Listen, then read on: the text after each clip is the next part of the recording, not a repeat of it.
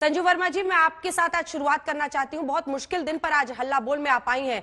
क्या कोई तर्क हो सकता है तीरथ सिंह रावत को डिफेंड करने के लिए? और ये पूरी पार्टी की सोच, उसकी मानसिकता पर सवाल है।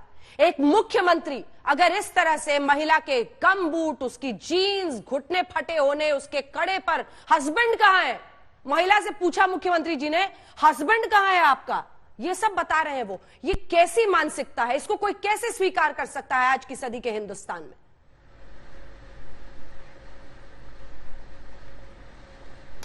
अंजना जी, आपके शो में मुझे बुलाने के लिए आपका तहे दिल से धन्यवाद।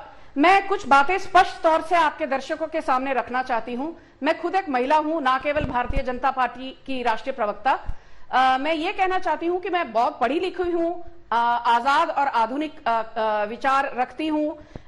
राजनीति में उतरने से पहले कॉर्पोरेट सेक्टर में लीडरशिप पोजीशंस में रही हूं। दुनिया भर का मैंने भ्रमण किया है।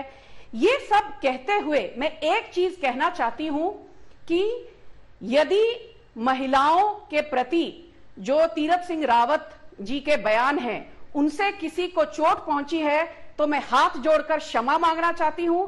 पर इक्वली मैं ये चीज जरूर कहना चाहती हूं कि जो लोग आज बड़े बड़े भाषण दे रहे हैं, चाहे वो प्रियंका चतुर्वेदी हो, राज्यसभा में खड़े होकर भाषण देना और बीजेपी पर ताना कसना तो बहुत आसान है। मैं पूछना चाहती हूं, हाल ही में 1 महीने पहले फरवरी 8, 2021 को एक युवती पूजा चौहान 20-22 वर्ष की होगी, जब उसकी मौत हो गई, कहा जाता है बहुत ही संदिग्ध हालात में, और उसके पीछे थे शिवसेना के विधायक संजय राठौड़।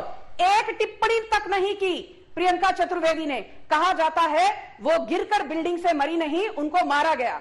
दूसरी बात, जया बच्चन जो आज झंडे लेकर खड़ी हो गई हैं, मैं पूछना चाहती हूं, कुछ साल पहले इन्हीं के करता धरता इनकी पार्टी के आजम खान ने जया प्रदा की अंडरवेयर को लेकर बहुत ही अभद्र टिप्पणी की थी। उस वक्त क्या जया बच्चन के मुंह पर दही जम गया था? तीसरी बात मैं ये कहना चाहती हूं कि हमारी पार्टी में महिलाओं का ना तो शोषण होता है और ना तो उनका खान पान या वो क्या पहनती हैं इस पर लेकर कोई टिप्पणी होती है। भारतीय जनता पार्टी की महिलाओं को सशक्तिकरण, संजू जी, हम बोलते नहीं, उनका सशक्तिकरण किया जाता है। अब जबकि आपने दूसरे नेताओं की, संजू जी एक काउंटर क्वेश्चन है, अब जबकि आपने दूसरों की शर्ट की कालिख दिखा दी है हमें, तो हमें बताइए, एक सेकेंड, आपने दूसरों की शर्ट की कालिख तो दिखा दी, लेकिन मुझे ये बताइए कि जब जया प्रदा पर यह कमेंट आया था तो आपकी पार्टी के तमाम नेताओं ने उसके खिलाफ बोला था। आज आपकी पार्टी के वरिष्ठ नेताओं के मुंह में दही क्यों जम गई है? आज वो सब क्यों नहीं आवाज उठाती और एक सुर में कहती है कि एक चुना हुआ मुख्यमंत्री, एक राज्य का मुखिया इस तरह की भाषा कैसे बोल सकता है किसी महिला के बारे में? क्या एक महिला की काबिलियत उसके कपड़े में के दायरे में सीमित है? क्या उसके घुटने दिख रहे थे? मतलब मुख्यमंत्री को यही काम बचा है?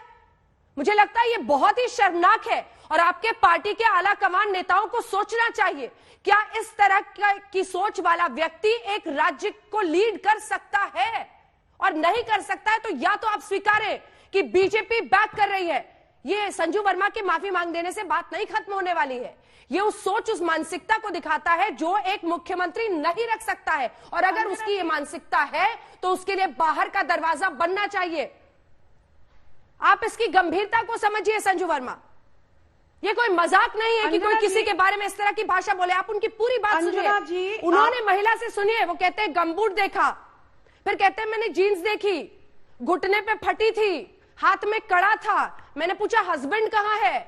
ये क्या मजाक है? आप लॉयर भी हैं संजू वर्मा, इसकी गंभीरता आप समझ रहे हैं?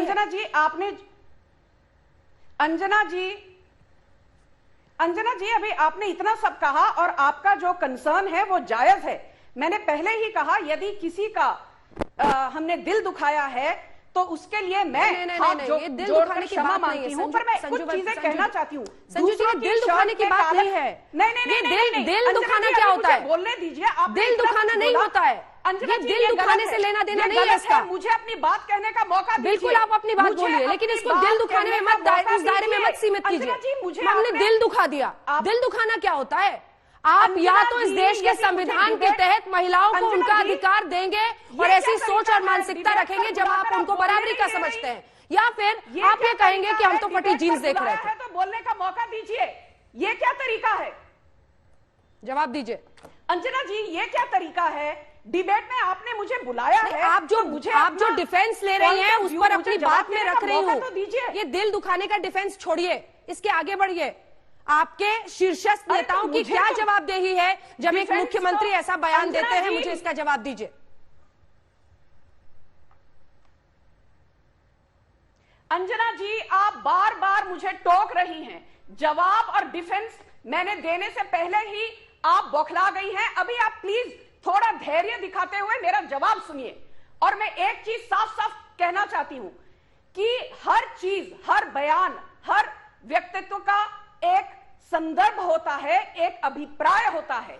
और मैं ये नहीं कह रही हूं कि जो उन्होंने कहा है उस पर उनकी वाहवाही होनी चाहिए, पर मैं ये भी कहना चाहती हूं कि उनका जो पूरा स्टेटमेंट का अभिप्राय था या कॉन्टेक्स्ट था, वो इस विषय पर था कि भारतीय संस्कृति पर, भारतीय हमारे जो खान पान, पहनावा, इस पर जिस तरह से वेस्टर्न इन्फ्लुएंस बढ़ता जा रहा है, उनकी टिप्पणी इस पूरे मामले को लेकर उस संदर्भ में की गई थी।